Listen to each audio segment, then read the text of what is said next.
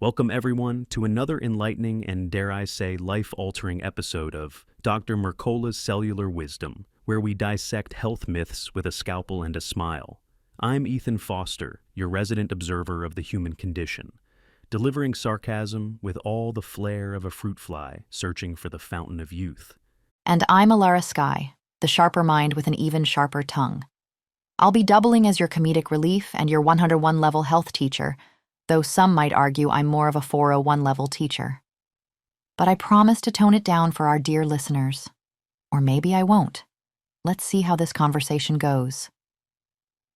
Before we dive into the details, let me just say one thing. Dr. Mercola's new book is a bestseller. It's not just a success, it's apparently soared into that rarefied air of must-read health tomes. Think of it like your high school chemistry textbook, but infinitely more interesting and less likely to put you to sleep. And with that out of the way, we're going to spend a bit of time talking about an absolutely riveting hormone, cortisol, otherwise known as the stress hormone, but I like to think of it as the traffic cop of your metabolism.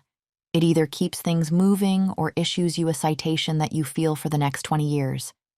If I had known fruit flies would be relevant to my middle-aged existence, I might have paid more attention in biology class. Apparently, fruit flies hold secrets to the fountain of youth.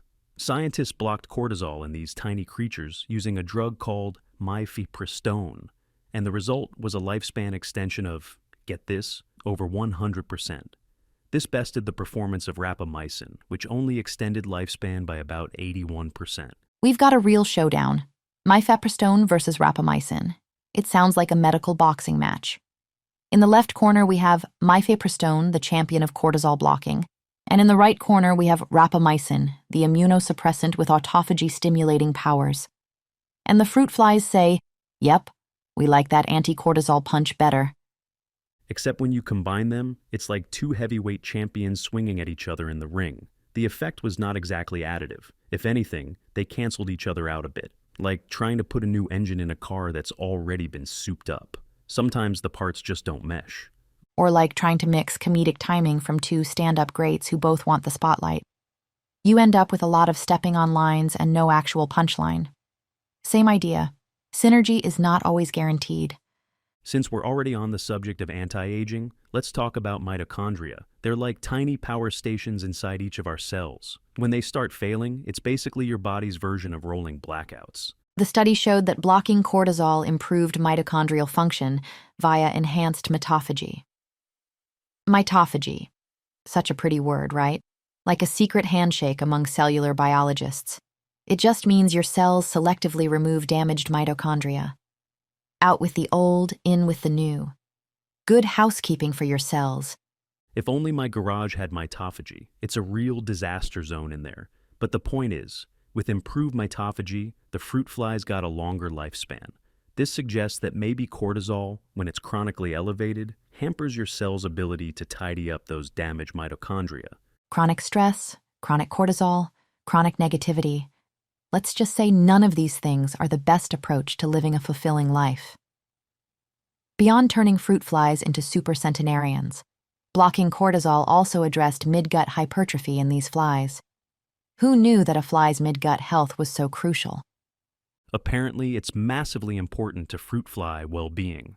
Midgut hypertrophy is a result of reproductive stress. Basically, those poor female flies are working so hard at the whole reproduction thing that they pay the price in gut health and longevity. Then along comes mifepristone, and the midgut goes back to normal, as if to say, I needed that break, thanks. Now, you might be saying, well, that's all well and good for fruit flies, but what about me? That's where the conversation about cortisol in humans comes into play. Chronically elevated cortisol is not doing you any favors either. It breaks down muscle, shrinks your brain, drives inflammation, and weakens your immune system. Also known as don't stress too much, or you'll become the living embodiment of a deflated balloon. No muscle, no positive mindset, just a big old balloon of sorrow. Maybe not the best mental image. You've painted quite the picture. Cortisol also causes lipolysis, which is the breakdown of stored fats. On the one hand, that might sound great for some folks who say, I've got weight to lose. But it's not that simple. The process leaves behind visceral fat, which is the kind that wraps around your organs. And that's the fat that drives inflammation.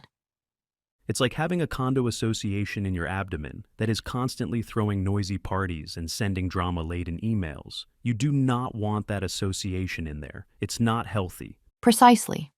Chronic inflammation meets a weakened immune system, and everything from your cognitive function to your metabolism starts to suffer. It's like living near an active volcano. Sooner or later, you're going to have some issues with the ash cloud. Speaking of ash clouds, or maybe we should call them carb clouds, let's talk about the dark side of low-carb diets. For a while, it's the go-to for folks looking to lose weight. But here's the catch. If you cut carbs too low, your body can't maintain your blood sugar from dietary sources. Then cortisol swoops in and starts breaking down your muscle and other tissues to get glucose. That's right.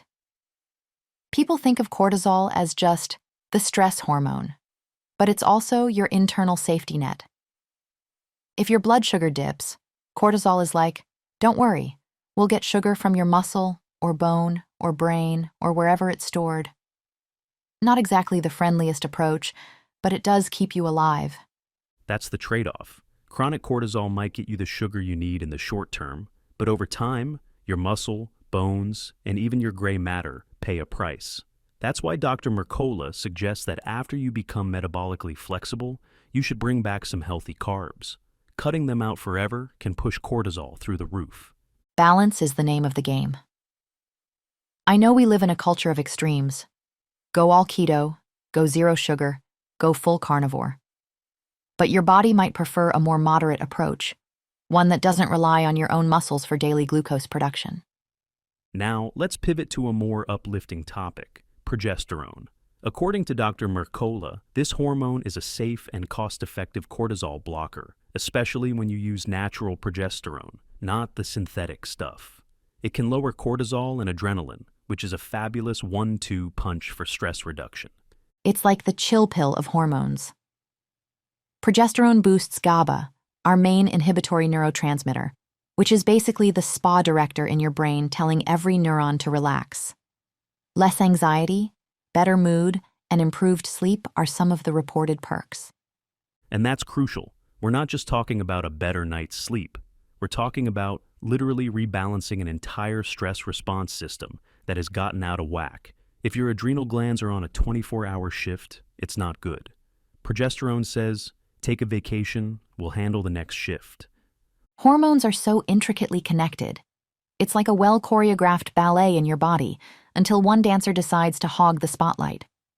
Usually, that troublemaker is cortisol. If you can gracefully escort cortisol off the stage when it's done, your entire ensemble performs better.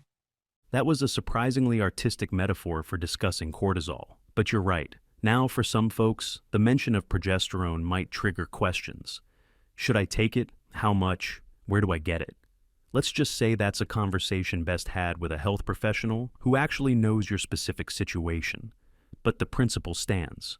Progesterone can be an invaluable ally. We're not here to hammer disclaimers, but obviously, hormone therapy is not a free-for-all. You don't wander into a grocery store, pick up a carton of progesterone, and call it a day.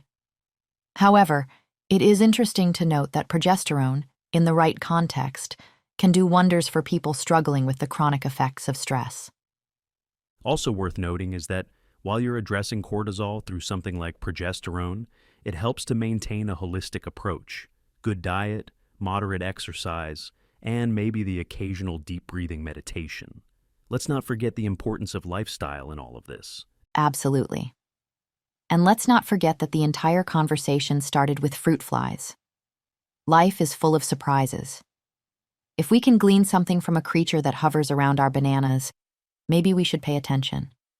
Let's recap some key points in a conversational, comedic manner. 1. Mifepristone in fruit flies blocks cortisol, extends life by over 100%. 2. Rapamycin is also helpful, but not quite as effective as mifepristone at extending life. And they don't play well together. 3. We should care about our mitochondria because they're basically our cellular power plants. And if they get run down, so do we. 4. Chronic cortisol is about as welcome as a raccoon in your garbage can. It'll keep rummaging through your tissues, causing damage, breaking down muscle, messing with your mood and cognition, and fueling inflammation. 5. A perpetual low-carb diet might worsen this because it relies on cortisol to keep blood sugar steady. 6. Reintroduce healthy carbs once you've gained metabolic flexibility, because nobody wants to rely on cortisol to scavenge for glucose in their bones. That's just not an ideal method of living. And 7. Progesterone can help block cortisol, promote relaxation, and improve overall well-being. This is basically the 7 dwarfs of cortisol management: sleepy, grumpy, bloated, foggy. Okay, maybe that's more dwarfs than we need. But you get the idea. So, I suppose the big question is, how do we incorporate these insights into daily life? One approach might be to stop worshiping at the altar of low carb forever. Another might be to pay attention to the hormones like progesterone. And maybe, just maybe, keep your stress levels in check. Also, as a comedic aside, I love that we're gleaning anti-aging secrets from creatures whose entire life revolves around rotting fruit. If that's not the definition of irony, I don't know what is. Maybe the fruit flies are like, yeah, we'd rather live on raspberries and bananas than face daily stress from traffic, deadlines, and never-ending email notifications. Fruit flies do seem to have simpler demands. Though they're not free from stress entirely, apparently they're so stressed about reproduction that their midguts expand, cutting their lifespan in half. That's like a cartoonish depiction of stress if I ever heard one. And here we are, ironically analyzing them. I wonder if they have a fruit fly equivalent of a podcast, analyzing the longevity strategies of humans. Those giant bipeds have discovered mifepristone. Maybe if we hijack that, we can live forever in banana heaven. Perhaps that's a bit too existential for them. They do have a tiny brain. But who am I to judge? They also seem to have discovered how to double their lifespan in a lab. I'm still over here trying to figure out how to get an extra hour of sleep. Let's get back to the notion of cortisol as the ultimate catabolic hormone. If cortisol shows up in short bursts, it's your hero. It keeps you from slipping into low blood sugar and losing consciousness. But if it lingers, it's a real menace. Like that person at the party who just won't go home after midnight. Some folks think it's fun at first, but then they realize it's just destructive. That's cortisol in a nutshell. And then there's the tie-in with cravings. When cortisol is high, you crave sugar or high-fat foods. People wonder why they gain weight during stress. It's not just psychological comfort, it's biology. Cortisol is practically whispering in your ear, hey, let's eat that entire pizza. We'll feel better for 5 minutes, right?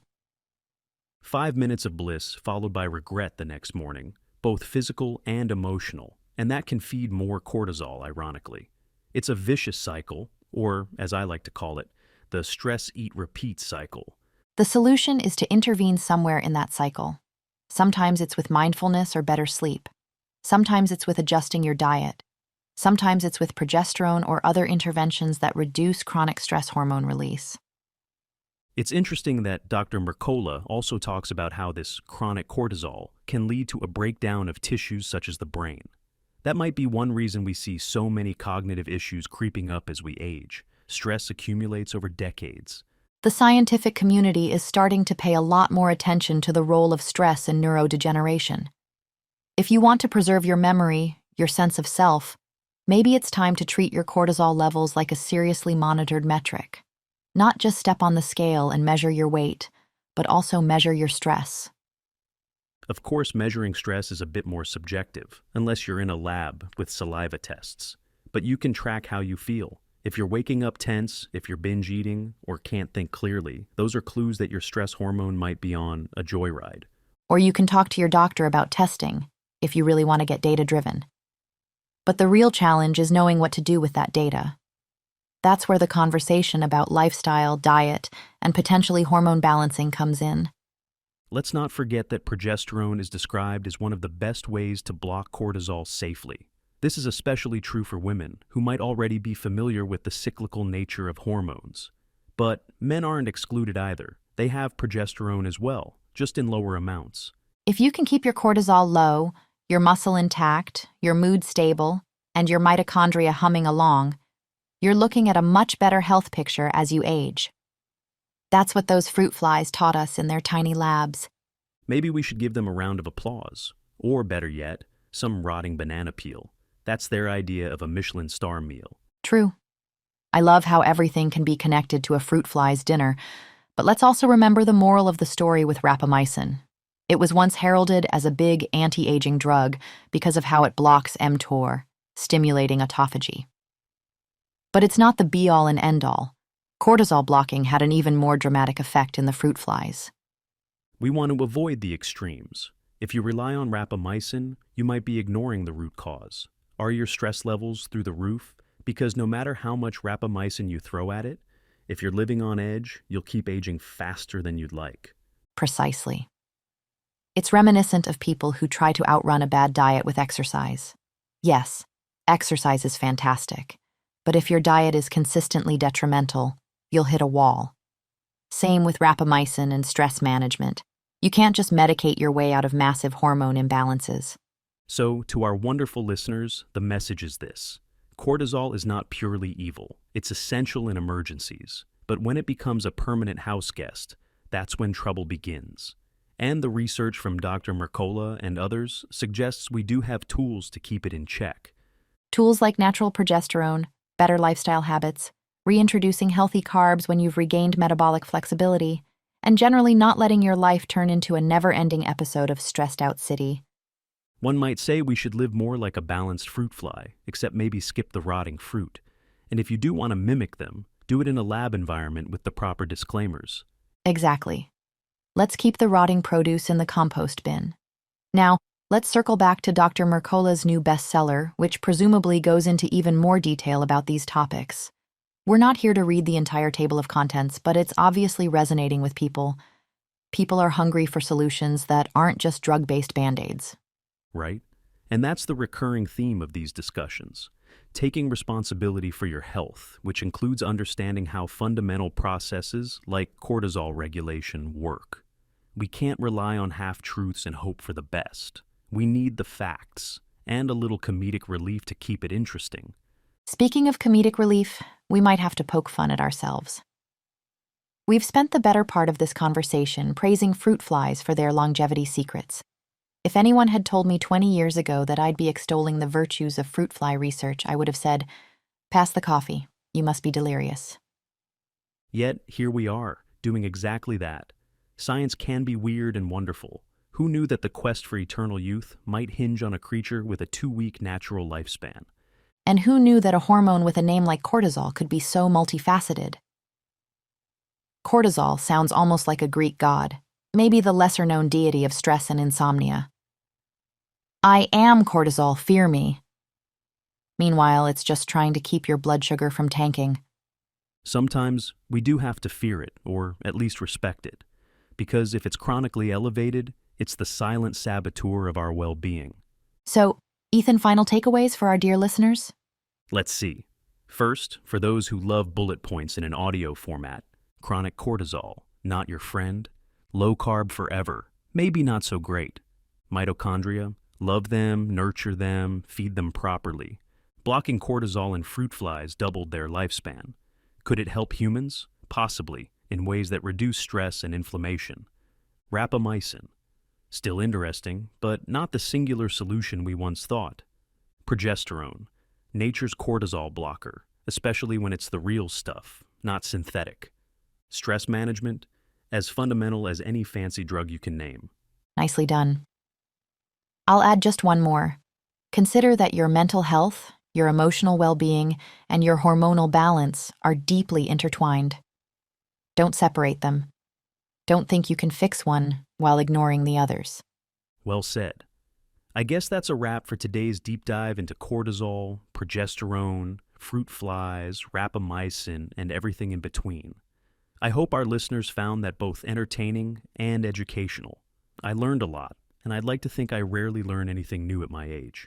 You're not that old, Ethan. But yes, that's the beauty of good research and an open mind. There's always something to discover, even if it's from a tiny insect. And if any of you are curious, Dr. Mercola's new bestseller should have more in-depth info, or at least enough to keep you up reading at night. Try not to spike your cortisol levels over it, though. And with that, we want to thank you for joining us on Dr. Mercola's Cellular Wisdom, where we dissect health myths with a scalpel and a smile. May your cortisol levels be balanced, your mitochondria healthy, and your life as long as those fruit flies in the lab. Stay curious, stay balanced, and remember, you're always just a few well-chosen lifestyle tweaks away from giving your body the best chance at health and longevity. Thanks for tuning in. Until next time, this has been Alara Sky. And I'm Ethan Foster. We appreciate your ears and your sense of humor. See you on the next episode, folks.